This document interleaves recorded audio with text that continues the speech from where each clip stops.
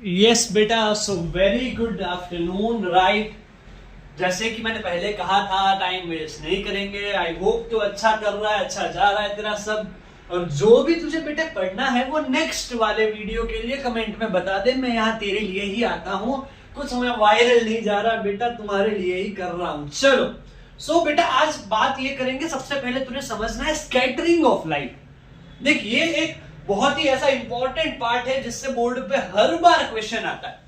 Every time there is the question on scattering of light. फिर आता है sky का कलर ब्लू क्यों है, ये वो ये सब अभी निपटा देंगे 10 मिनट में। तो लेट्स स्टार्ट।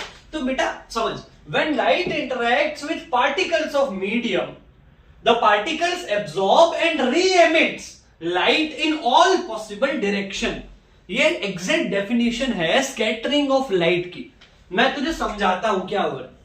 देख, मतलब लाइट ऐसे ट्रैवल कर रही है, अब पार्टिकल आया मीडियम का, एयर का कोई पार्टिकल। होगा क्या इस पे कि जब भी कोई पार्टिकल लाइट के रास्ते में आएगा, ये पार्टिकल इस लाइट को अब्सॉर्ब करेगा और बेटा सारी की सारी लाइट जो है उसको हर जगह ऐसे फैला देगा इन ऑल पॉसिबल डायरेक्शन। ये जो फिनोमिना है इसको बोला जाता है स्कैटरिंग ऑफ लाइट। स्कैटर कर देना बेटा, फैला देना। राइट, तो अभी तो यार ध्यान से देखता जा, जस्ट बी विथ मी। क्या हो रहा है, तो लाइट बेटा जब ऐसे पार्टिकल से इंटरेक्ट करती है तो लाइट को हर दिशा में फैला देता है। अब लाइट एक वेव भी है ना। तूने बुक में ये भी पढ़ा है कि भाई जो व्हाइट लाइट है वो अपने को पता है कि वो तो टोटल 7 कलरों से बनी है, जिसमें कि रेड की वेवलेंथ 1.8 टाइम्स या अप्रोक्स मान ले 2 टाइम्स ज्यादा है ब्लू से। अब यही चीज जो तुझे मुझे बतानी है बेटा, जहां से तू कंफ्यूज हो रहा है कि क्यों ब्लू ही दिखता है, क्यों शाम को रेड, क्यों क्लाउड्स व्हाइट, ये सब अभी के अभी क्लियर करके देता हूं, ध्यान से देख। अब बेटा एक फिजिसिस्ट है, उनका नाम लिख लेता हूं। राइट, उनका नाम है रेले। ये क्या है बे? अबे नाम है, मैंने नहीं बनाया, रेले नाम है बेटा। अब रेले जी ने क्या कहा, उन्होंने एक लॉ बनाया, तू आगे पढ़ेगा बच्चे। राइट, इस लॉ का तेरी पढ़ाई से इतना मतलब नहीं है, पर इसके रिजल्ट्स जो है वो तेरी पढ़ाई में क्वेश्चन आता है 3 मार्क का। तो ध्यान से देख, उन्होंने क्या कहा कि amount of scattering is inversely proportional to lambda raise to 4 है। ये क्या है, वो ऐसा बोल रहे हैं कि कितना लाइट, कितनी अमाउंट, कितनी ज्यादा लाइट स्कैटर होगी, वो लाइट की वेवलेंथ से इनवर्स में, वो भी रेज़ टू द पावर 4 जितना वेरी करता है। सर नहीं समझ आया? अबे पता है मुझे, पहली बार असफल ही होते हैं बेटे। बात समझ यहां से। अब देख यहां हो क्या रहा है, अभी अर्थ, अब यहां पे जब सनलाइट एंटर करी तो अर्थ में क्या है बेटा, ऊपर की एयर जो है, एटमॉस्फेयर के ऊपर की जो एयर है वो सारी की सारी रेयर है, और जैसे जैसे नीचे आते हैं एयर जो बन जाती है बेटे, वो बन जाती है डेंसर। तो जब सनलाइट यहां पे आएगी तो बात को समझ, सनलाइट तो व्हाइट है, जैसे ही हमारे एटमॉस्फेयर में एंटर करेगी, एटमॉस्फेयर में शुरुआत में बहुत ही छोटे छोटे पार्टिकल्स होते हैं, रेयर मीडियम, और वो छोटे छोटे पार्टिकल कितनी मतलब अमाउंट ऑफ लाइट स्कैटर करेंगे। तो ये तो अभी कहा ये रेले भाई ने कि यार जिस लाइट की वेवलेंथ कम, उसका स्कैटरिंग बहुत ज्यादा, सिर्फ ज्यादा नहीं। देख, अगर ऐसा होता कि भाई this amount of scattering proportional to 1/लैम्बडा, तो दोनों का इनवर्स रेशियो आता। पर यहां सिर्फ इनवर्स नहीं, इनवर्स रेज़ टू पावर 4 है। मतलब अगर किसी लाइट की वेवलेंथ कम तो स्कैटरिंग बहुत ज्यादा, सिर्फ ज्यादा नहीं। तो ऐसे जब भी सनलाइट एंटर करती है तो बेटे ब्लू और वायलेट की भी बात कर ही ले यार, इधर बुक में लिखा नहीं है पर है। ब्लू और वायलेट जो कलर्स है बेटा, इवन इंडिगो भी इधर आ गया, इन सब की वेवलेंथ 2 गुना कम है किससे, रेड से। वेवलेंथ कम, स्कैटरिंग ज्यादा, सिंपल बात, खत्म बात। तो इसकी वजह से बेटा जैसे ही सनलाइट एटमॉस्फेयर में आती है, ब्लू कलर सबसे ज्यादा स्कैटर हो जाता है, फैल जाता है। That is the reason the sky is blue.